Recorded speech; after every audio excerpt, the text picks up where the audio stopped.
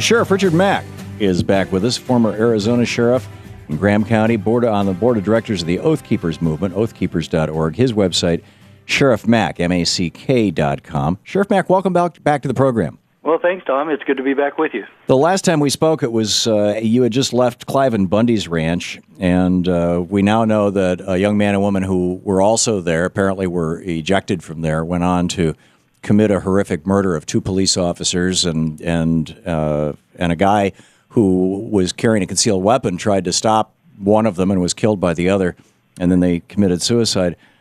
I'm wondering if any of this is causing you to think or rethink, or what your thoughts are on the seeming alignment between the folks who are working to protect our constitutional rights, including the Second Amendment rights, but also Fourth Amendment rights and Fifth Amendment rights and Sixth through Eighth Amendment rights, the basic rights as citizens, along with the people who are part of the so-called open carry movement. Because increasingly, it seems to me, if somebody walks into a restaurant that I'm sitting in and they got an AR-14 over their shoulder, I don't know if they're a good guy or a bad guy. And I'm really concerned about this whole open carry thing. What are your thoughts on all this? And let me I'm just trying to give you as wide a range here as possible. Boy, that was a pretty wide range there, Tom. Yeah. I've always supported open carry, but I have said that I don't agree with concealed carry permits.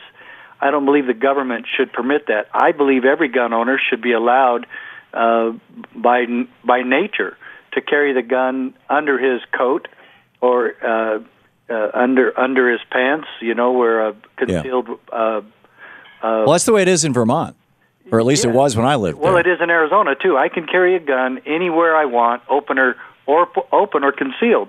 If you keep it concealed, you're going to create much less alarm from the public. Right. If I was in a restaurant and I saw a guy bringing in a gun like that, I would be alarmed. But if he keeps it concealed, you know what? That's how it should be. Yeah. And that we actually have to go through all these red tapes, jump through all these hoops to get a concealed carry permit, and some places don't even allow them at all, or they arrest you if you do that. Well, let's look at the people who make these laws and enforce these laws that create the open carry situation that you're talking about. Yeah. Let's get off the people's back. Let's get off gun owners' backs and let them carry the gun in a safe and concealed manner and stay out of it. Leave the government out of it.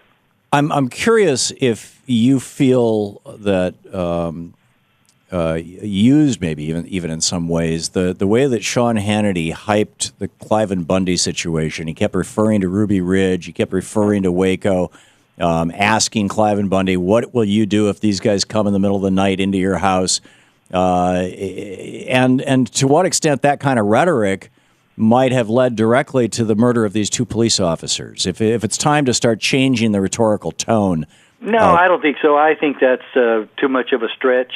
You cannot blame lunacy on Sean Hannity. You cannot blame lunacy on me or anybody else who was at the Bundy Ranch. They were asked to leave because they were lunatics. But we have 4 times the murder rate of any country in the world, and we don't have 4 times as many lunatics. No, that's not true. We don't have 4 times the murder rate of some of the other countries around. The murder rate is 1.1 per 100,000 in Australia. It's 4.1 in the United States, and Australia is the top. Well, you got 1.0 in Great Britain. If you look at the other crimes that have been increasing in Australia since they took away guns, it really doesn't match up statistically. But I will tell you this too: statistical analysis does not equate to constitutionality. You can manipulate statistics, or you can talk about statistics until the cows come home, but it does not make it or equate to lawful or constitutional. In America, the Founding Fathers established a system where we, the people, would be in charge. If we are disarmed, that would be impossible. And our government is the one that is completely and entirely forbidden to infringe on my right to keep and bear arms. Aren't we the people in charge through the ballot box?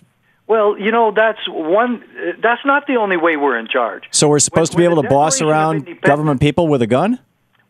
Say that again. We're supposed to be able to boss around government officials with a gun? I should be able to show up at the local DMV and say, "You guys are going too slow. I'm pulling out my gun here." No, I do not support that kind of lawlessness nor any kind of threat. My whole purpose is to keep this peaceful.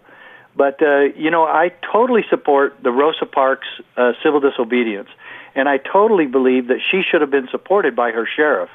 And I believe that I have a right to keep and bear arms, and my sheriff and my local officials should be defending me in that. The greatest threat to freedom is not the gangs and the street gangs or the lunatics such as these Millers in Las Vegas. The greatest threat to liberty has always been government. And we need to establish the proper checks and balances to make sure that government obeys the law. And gun control in America is against the law. Whether you like it or not, whether I like it or not, whether your listeners like it or not, gun control in America is against the law, and there's a specific purpose for it.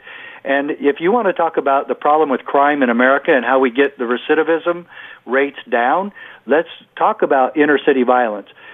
Chicago has horrific gun control laws, and they have the worst gun crimes anywhere. But you're making my point. Chicago is surrounded by suburbs and by a state next door, Indiana, that's a half-hour drive away, where anybody can walk in and buy any gun they want pretty much any time.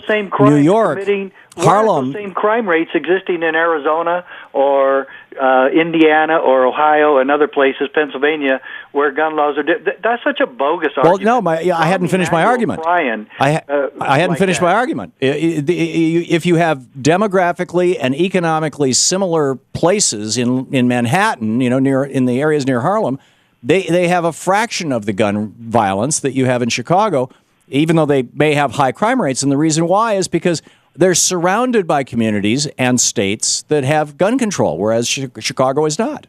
Well, Chicago. Let's be real here. Chicago has the most stringent gun control laws anywhere. But you can drive 15 minutes outside of Chicago and get anything you want. And but you can't do that in Manhattan. Is that what is happening? That's complete conjecture. No, it's actually true. 90% of the guns that have been recovered, according to the Chicago Police Department, over 90% of the guns that they recover in Chicago were bought in the areas surrounding Chicago where it's easy to acquire a weapon. That is not recovered from who? Law-abiding citizens? No, recovered in crimes. And no.